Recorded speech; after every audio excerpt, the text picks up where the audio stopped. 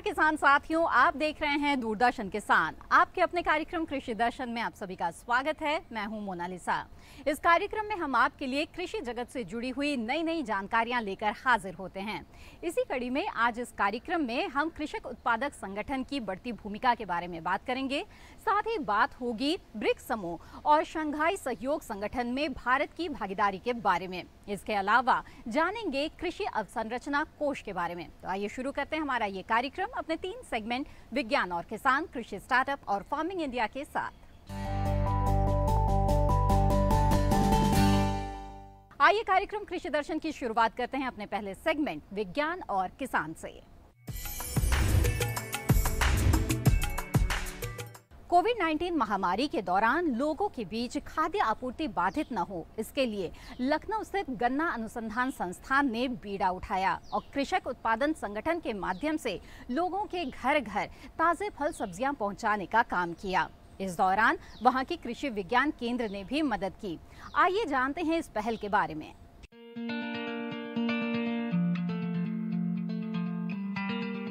किसी भी कारोबार की धारणा मुख्य रूप से 2 बातों पर टिकी होती है, बेचना और खरीदना।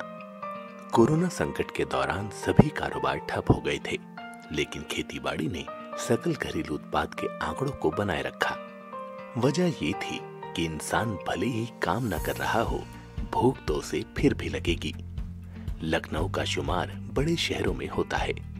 कोरोना के कारण उत्पन्न हालात को देखते हुए यहाँ के लोगों को ताजे फल और सब्जियां उपलब्ध कराना बड़ी चुनौती का काम था। ऐसे में यहाँ के कृषि विज्ञान केंद्र और गन्ना अनुसंधान संस्थान ने बहुत ही महत्वपूर्ण काम किया और कुछ किसानों को मिलाकर एक कृषक उत्पादक संगठन यानी एफपीओ बना डाला। इस पहल के 2 फायदे हुए। किसानों को अपना सामान बेचने के लिए बेहतर बाजार मिल गया और शहरवासियों को समय पर ताजे फल और सब्जियां मिलती रही। इस संकल्पना के पीछे भारतीय कृषि अनुसंधान परिषद के निदेशक डॉक्टर टीके पाठक का दिमाग काम कर रहा था। संगठन बनाने के लिए किसानों को एक प्लेटफॉर्म पर लाना जरूरी था। कोरोना के कारण ये काम मुश्किल ही नहीं, नामुमकिन था। इसीलिए जन्म हुआ एक व्हाट्सएप ग्रुप का। ग्रुप में लखनऊ जिले के कई किसानों को शामिल किया गया।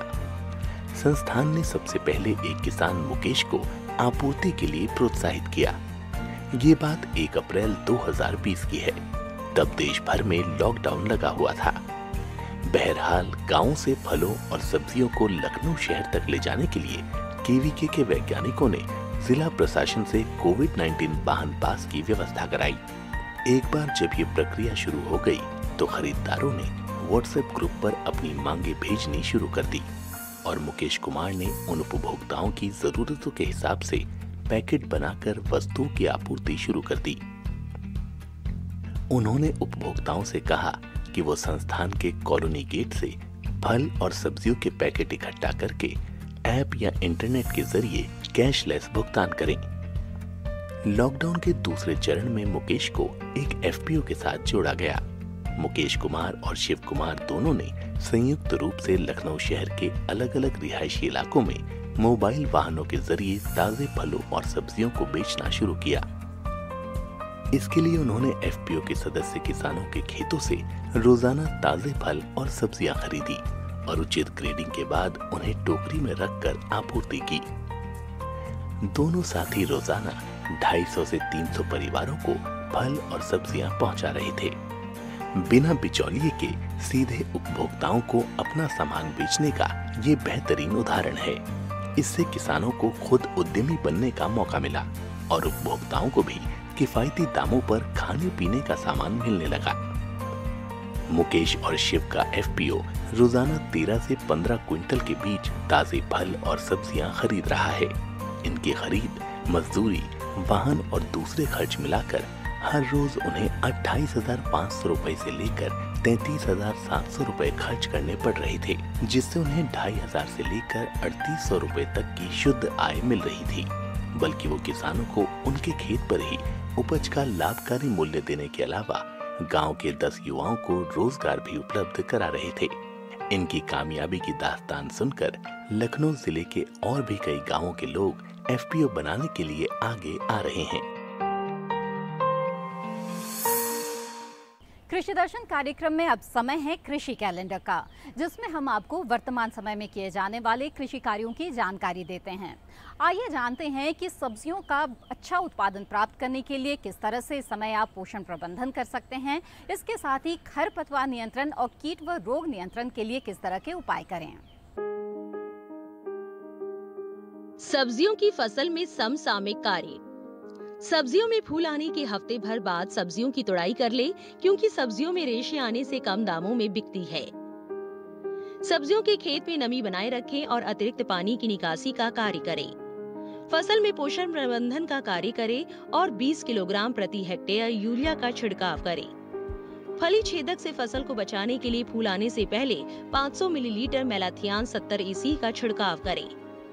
कीटनाशकों की छिड़कने के बाद करीब 7 दिन बाद की ही तुड़ाई करें और सब्जियों को ठीक प्रकार धोकर ही बाजार में बेचें। अधिक और स्वस्थ उत्पादन के लिए कद्दू वर्गीय सब्जियों में मचान बनाकर बेल चढ़ाएं। बैंगन में कीट रोग नियंत्रण हेतु थिरम 3 ग्राम या कैप्टॉन 3 ग्राम या कार्बेंडाजिम 2 ग्राम प्रति हेक्टेयर की दर से बीज पर अवश्य उपचारित करें। इसी के साथ कार्यक्रम कृषि दर्शन में वक्त है एक छोटे से ब्रेक का। ब्रेक के बाद देखेंगे कृषि स्टार्टअप। आप बने रहें दूरदर्शन किसान पर।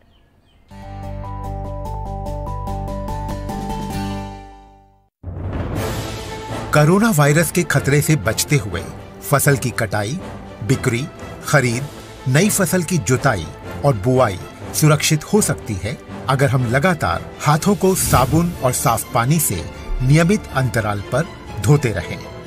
नाक, मुंह को मास्क, गमछे या कपड़े से ढक कर रखें। आंख, कान, नाक, मुंह न छुएं। आपस में 2 गज की दूरी बनाए रखें। मास्क और 2 गज की दूरी के मंत्र को अभी हमें छोड़ना नहीं है।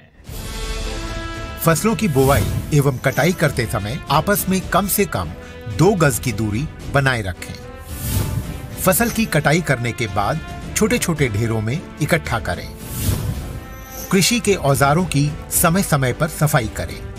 एक दूसरे के साथ औजारों की अदला बदली न करें।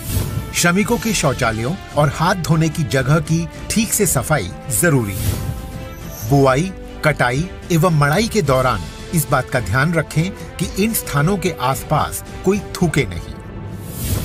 कंबाइन, हार्वेस्टर, थ्रेशर, जुताई और बुआई की मशीनों को इस्तेमाल से पहले साफ करें। मशीनों के इस्तेमाल से पहले और इस्तेमाल के बाद हाथ साबुन से साफ करें। वाहनों, बोरियों, थैलियों और पैकिंग के दूसरे सामान की साफ सफाई पर भी खास ध्यान दें। खरीद केंद्र पर आने से पहले किसानों एवं श्रमिकों की जांच। खरीद केंद्रों पर भीड़ न लगाएं एवं किसानों को बारी बारी से बुलाएं। गोदामों पर खरीदी हुई फसल को लेने में शीघ्रता करें ताकि किसानों एवं श्रमिकों को रुकना ना पड़े। कोरोना के खतरे से बचाव और अधिक जानकारी के लिए आरोग्य सेतु ऐप डाउनलोड करें। देश में खाद्य सुरक्षा के ये सिपाही भोजन की निरंतर उपलब्धता को सुनिश्चित करते हैं। किसान स्वस्थ रहें, तभी हम कोरोना वायरस से जीत पाएंगे, आगे बढ़ पाएंगे। किसान सबल, देश प्रबल।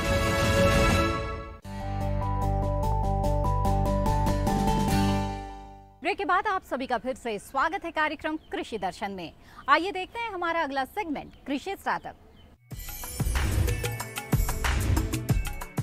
खेती किसानी के दौरान किसानों के सामने कई तरह की चुनौतियां आती है, लेकिन एकजुट होकर काम करने से इन चुनौतियों को पार पा सकते हैं और ग्रामीण अर्थव्यवस्था को मजबूत करने में किसान एक बेहतरीन भूमिका निभा सकते हैं।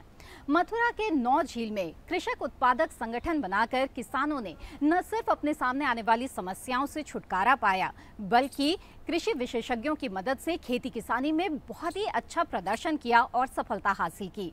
तो आइए देखते हैं किस तरह इन्होंने ये सफलता हासिल की।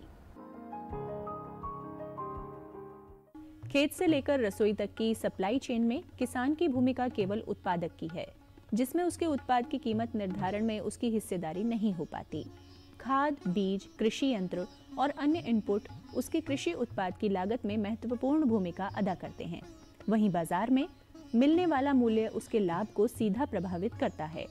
एक किसान ही है जो अपने उत्पाद की कीमत का निर्धारण स्वयं नहीं करता। सप्लाई चेन में जब तक किसान की भूमिका उत्पादक से व्यापारी की नहीं होगी, तब तक उसके सामने चुनौतियां आती रहेंगी। सरकार चाहती है कि सप्लाई चेन में किसान को मुकाबला करने योग्य बनाया जाए। इसके लिए सरकार ने पूरे देश में 10,000 कृषक उत्पादक संगठन यानी एफपीओ बनाने का लक्ष्य रखा है, जिससे किसान की हिस्सेदारी बाजार मूल्य प्राप्त करने में बढ़े, साथ ही उसकी लागत में भी कमी आए।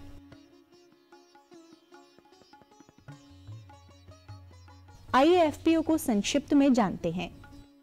एफपीओ लघु और सीमांत किसानों का समूह है। इस समूह से जुड़े किसानों को अपनी उपज का बाजार, उत्पादन संबंधी सुविधाएं और साथ ही बिचौलियों के मकड़ जाल से मुक्ति भी मिलती है। नौझील के इस एफपीओ से जुड़े सदस्यों की वर्तमान संख्या 250 है। साथ ही वह अन्य किसानों को भी जागरूक कर रहे हैं ताकि वह भी एफपीओ का लाभ उठा सकें। नाबार्ड के अंतर्गत मथुरा में भी एफपीओज का गठन किया गया। जिला विकास प्रबंधक नाबार्ड सर्वेश कुमार गुप्ता ने एफपीओ गठन के बारे में बताया। पर्पज क्या है एफपीओ बनाने का, क्योंकि आप ज़्यादातर किसानों की जो जोत है बहुत छोटी जोत है, सीमित जोत है। किसी के पास 1 हेक्टेयर ज़मीन है, किसी के पास 2 हेक्टेयर है, और उनको खाद बीज खरीदते हैं तो उनको कोई उसका लाभ नहीं मिलता है। दुकान पे जाते हैं तो उनको उचित दाम में वो नहीं मिलता है, और जब बेचने भी जाते हैं तो आपकी जो लागत है वो ज़्यादा लगती है। तो एफपीओ बनाने का पर्पज़ ये है कि आप सभी किसानों को, जितने अधिक से अधिक किसानों को एकजुट करके एक सूत्र में बांध दें, ताकि जो है उनकी लागत कम की जा सके। लागत कम होगी तो उनको मुनाफा बढ़ेगा। और उसके बाद क्या है कि उनको जो आईसीआर, जो देश के जो सबसे अच्छे संस्थान हैं, जैसे अभी हमने पिछले वर्ष में चूँकि आपका एफपीओ वेजिटेबल का है, हमने पिछले वर्ष में हमने बनारस में आपके 35 किसानों को शैक्षणिक भ्रमण के लिए भेजा था। तो वहाँ से जो नई प्रौद्योगिकी है, नई तकनीकी है, नई पद्धति है, वहाँ से आपके किसान जो है वहाँ से सीख के आए और आपके क्षेत्र में उन्होंने उसको अमल किया, तो उनसे उसको काफ़ी लाभ हुआ। उनका प्रोडक्शन जो है, उनका उत्पादन जो है बढ़ा है, और उससे लाभ भी मिला है। और आपके एफपीओ को क्या मिला है, आपके एफपीओ ने अभी भारत सरकार की जो कृषि मशीनरी वाली योजना, फार्म मशीनरी योजना है, उसके तहत हमने आपके एफपीओ को एक ट्रैक्टर की भी व्यवस्था कराई है, जिसमें 80% का टोटल अनुदान जो है भारत सरकार की तरफ से मिला है। 15 लाख रुपए का अनुदान मिला है, जिसमें ट्रैक्टर और जो फार्म मशीनरी टूल्स हैं उसमें जो है आपके एफपीओ को मिले हैं। तो एफपीओ इससे क्या फ़ायदा मिलेगा, जो एफपीओ के सदस्य हैं उसको कम लागत पे ये यंत्र, ये ट्रैक्टर जो है कम लागत पे मिलेगा, ताकि आप अपने खेतों में जो है जुताई का काम कर सकें, ताकि आपकी कॉस्ट जो है कम लगे। ठीक है। उसके अलावा आपका एक खाद बीज सेंटर जो है स्थापित किया गया है, जिसमें जो मेंबर सदस्य हैं उनको रियायती दर पे खाद बीज जो है मुहैया कराई जाती है। तो एक ये लाभ है। दूसरा, वैल्यू एडिशन के लिए आपके एफपीओ ने अभी गेहूं का जो है प्रोसेस करके आटा बना के पैकेट बेचने का काम शुरू किया है, तो उससे लाभ हुआ है। तो अभी आप देखिए, आप जो भी सदस्य इससे जुड़ा हुआ है, एफपीओ की अगर जो आय होती है, और तो जो आय का जो लाभांश है, जब लाभांश बढ़ता है तो एफपीओ के सदस्यों को जो है, आप मतलब जो मेंबर जुड़े हुए हैं उनको वो लाभ मिलता है। तो एफपीओ में अधिक से अधिक संगठित होंगे तो उसका लाभ आपको सबको मिलेगा। उसके अलावा समय समय पे और भी प्रशिक्षण, फील्ड पे भी आपका जैविक खेती के लिए भी हमने प्रशिक्षण की व्यवस्था कराई थी। तो उससे लाभ ये हुआ है कि कई एक किसान यहाँ के हमारे एफपीओ के जैविक खेती की तरफ भी जो है प्रयासरत हुए हैं, ताकि आप जो है अच्छी सब्जी, हेल्दी सब्जी और रासायन मुक्त सब्जी जो है लोगों तक पहुँचा सकें। एफपीओ ने जो है लॉकडाउन के समय भी हमारे एफपीओ ने शहर में जा के जो है सब्जियां बेची हैं। देखिए, एक नेकी का भी काम उन्होंने इस मौके पे किया है। तो ऐसे ही ये किसानों की खुद की कंपनी है, जिसके मालिक पूर्णतः किसान हैं। इसमें किसी और का कोई भी स्वार्थ नहीं है, किसान इसके मालिक हैं। इसका जो भी लाभ होता है वो किसान को ही बढ़ता है। तो आप सभी लोगों से, जो लोग इसके सदस्य नहीं हैं, उनसे भी ये अनुरोध है कि इसमें अधिक से अधिक और लोग जुड़ें और इसका लाभ लें। बाकी आगे समय पे हम इसके बारे में आपको बताते भी रहे हैं। हर मीटिंग में, हर मंथली मीटिंग होती है तो आप लोगों को जागरूक भी करते रहते हैं और बीच बीच में आके प्रशिक्षण की भी व्यवस्था कराते रहते हैं। और भी जो सहयोग है भारत सरकार की विभिन्न योजनाओं से, वो भी आपको दिलाते रहते हैं और दिलाते रहेंगे भी आगे चल के। तो आप लोग इस चीज़ का लाभ उठाइए। एफपीओ से आप लोग अपनी आमदनी को बढ़ा सकते हैं, ये आप सबसे प्रार्थना है। देदना कृषक उत्पादक संगठन के सीईओ के रूप में कार्यरत गंगाराम अपने एफपीओ के बारे में बताते हैं। हमारे इस देदना प्रगति ऑर्गेनाइजेशन प्रोड्यूसर कंपनी से मैं गंगाराम सीईओ का कार्यभार संभाल रहा हूँ और इसमें हमारे अभी 250 मेंबर्स हैं, जिसमें हमारे बोर्ड ऑफ डायरेक्टर्स 5 हैं और बाकी हमारे बोर्ड ऑफ मेंबर 5 हैं। तो टोटल हमारे इस ऑर्गेनाइजेशन में 10 लोग हैं। बाकी का हमारे 250 मेंबर्स इस एफपीओ में हमसे जुड़े हुए हैं और हम सब इसमें अब संगठित होकर काम कर रहे हैं। सर पहले तो हम और तरीक़ा से करते थे और लागत भी उसमें ज़्यादा आती थी। अब हमने संगठन बनाया और हमें एक टूर मिला था, हम काशी बनारस गए थे, वहाँ सब्जी की हमने वहाँ प्रक्रिया देखी और हमारे बहुत लोग भी गए थे उनके साथ में, मैं भी गया था। वैसे मैं रामचंद्र निषाद और इस कंपनी का डायरेक्टर भी हूँ। तो वहाँ की हमने प्रक्रिया देखी तो आज हम उतनी फसल में जब पहले लागत लगाते थे, आज उतनी ही लागत में हम 3 फसल एक साथ लेते हैं। देदना कृषक उत्पादन संगठन के सदस्यों को सब्जी उत्पादन की उन्नत खेती का प्रशिक्षण दिलवाया गया। प्रशिक्षण के साथ ही भारत सरकार की योजना के तहत किसानों को कृषि यंत्र और ट्रैक्टर भी उपलब्ध करवाए गए हैं, जिससे उनकी उत्पादन लागत कम हो। साथ ही खाद बीज की अपनी दुकान खोली है, जिससे कम लागत में अधिक इनपुट मिल सके। सब्जियों की बिक्री के साथ देदना कृषक उत्पादक संगठन ने एक कदम और आगे बढ़ाया है। संगठन आटा तैयार कर खुद लाभकारी मूल्य पर बाजार में सीधा बेच रहा है, जिसकी पैकिंग भी संगठन के सदस्य खुद करते हैं। इसी के साथ कार्यक्रम कृषि दर्शन में वक्त हो चला है एक और छोटे से ब्रेक का। ब्रेक के बाद कृषि जगत से जुड़ी गतिविधियों के बारे में जानेंगे हमारे अगले सेगमेंट फार्मिंग इंडिया में। आप बने रहें दूरदर्शन किसान पर।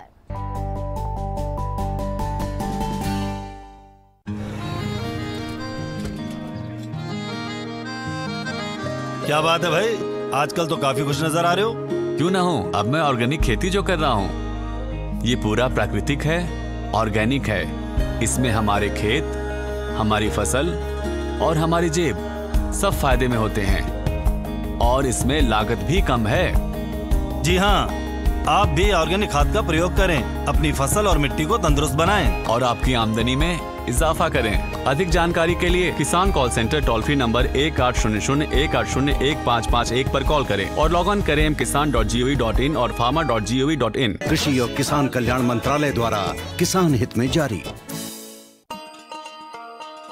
किसान भाइयों गांठ बांध लो, गांठ बांध लो, बात बहुत है काम की, समृद्धि के पैगाम की। मिट्टी के मिजाज को समझो, मिट्टी के हर राज को समझो, मिट्टी की तुम जांच कराओ, मुफ्त सॉइल हेल्थ कार्ड ले जाओ। कभी मुनासिब बीज लगाओ, सही किस्म की खाद ले आओ, जितनी जरूरी उतनी डालो, सही मात्रा खुद पहचानो, इसको अपना मंत्र बना लो, मिट्टी की सेहत को जानो। बात बहुत है काम की, कम लागत अधिक वरदान की। किसान भाइयों गांठ बांध लो, आज ही मिट्टी की जांच कराएं। राज्य सरकार के कृषि अधिकारी से संपर्क करें और मुफ्त में सॉइल हेल्थ कार्ड पाएं। कृषि और किसान कल्याण मंत्रालय द्वारा किसान हित में जारी। ब्रेक के बाद आप सभी का फिर से स्वागत है कार्यक्रम कृषि दर्शन में। आइए देखते हैं हमारा अगला सेगमेंट फार्मिंग इंडिया।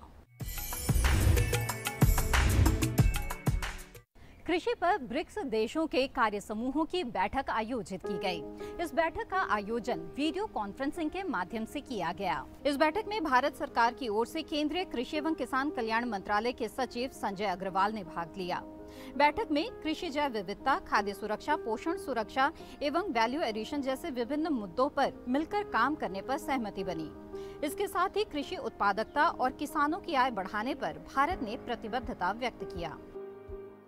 संघाई सहयोग संगठन के सभी सदस्य देशों ने कृषि संबंधी मुद्दों पर छठी बैठक का आयोजन किया। इस दौरान केंद्रीय कृषि एवं किसान कल्याण मंत्री नरेंद्र सिंह तोमर ने अपने विचार किस तरह से व्यक्त किए, आइए आपको दिखाते हैं। कोरोना महामारी जैसे संकट के दौर में खाद्य आपूर्ति श्रृंखला और किसानों के हितों की रक्षा के लिए 8 सदस्यीय शंघाई सहयोग संगठन यानी SCO एकजुट होकर काम कर रहे हैं। हाल ही में भारत ने शंघाई सहयोग संगठन के सदस्य देशों के साथ कृषि क्षेत्र में करीबी बातचीत और ज्ञान साझा करने पर जोर दिया।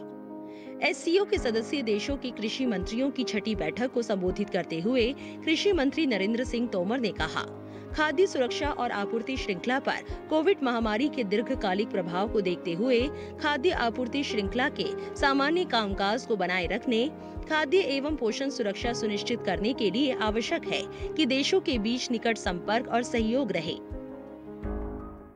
हम गरीबी, भुखमरी खत्म करने तथा खाद्य सुरक्षा और पोषण हासिल करने के सतत विकास के लक्ष्य को हासिल करने के लिए प्रतिबद्ध हैं। जैव प्रबलीकृत किस्में, बायो रेनफोर्स्ड वैरायटीज, सूक्ष्म पोषक तत्वों से भरपूर मुख्य आहार का स्रोत है, जिन्हें कुपोषण दूर करने के लिए बढ़ावा दिया जा रहा है। हमारा शीर्ष कृषि अनुसंधान नेटवर्क भारतीय कृषि अनुसंधान परिषद इसके लिए जुटा हुआ है। जब भारत ने 16 अक्टूबर 2020 को FAO के 75 साल पूरे होने का जश्न मनाया, तो माननीय प्रधानमंत्री श्री नरेंद्र मोदी जी द्वारा स्मारक सिक्के के साथ 17 जैव प्रबलीकृत किस्में जारी की।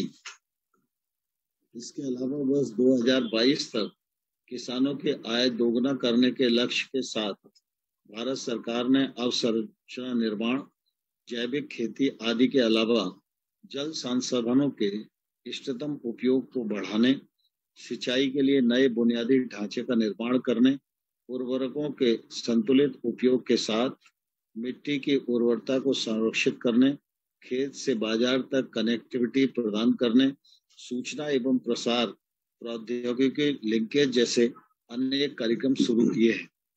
मैं इस अवसर पर खाद्य प्रणालियों व स्थायी कृषि मूल्य श्रृंखलाओं का निर्माण करने हेतु SCO के सदस्यों के साथ साझेदारी करने और उनसे सीखते रहने के भारत के संकल्प की पुष्टि करता हूं।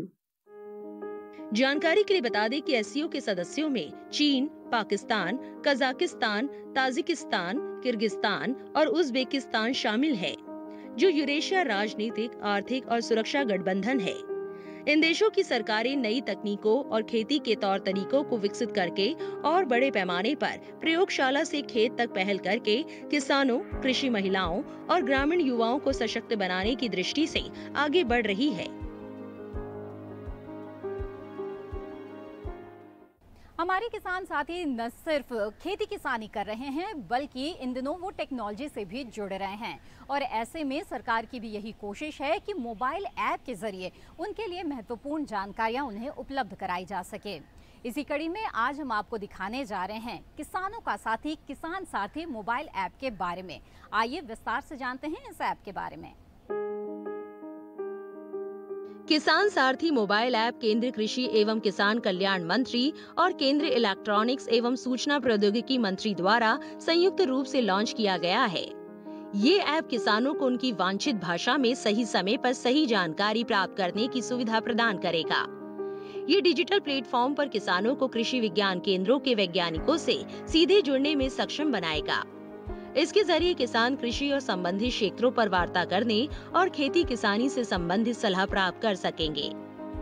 ये ऐप किसानों पर लाइव कॉल, किसान पंजीकरण, मैसेजिंग और नई कृषि सीखने की सुविधा भी प्रदान करता है। किसान सारथी की मदद से किसान अच्छी फसल, उपज की सही रकम और भी कई मूलभूत चीजों की जानकारी हासिल कर पाएंगे।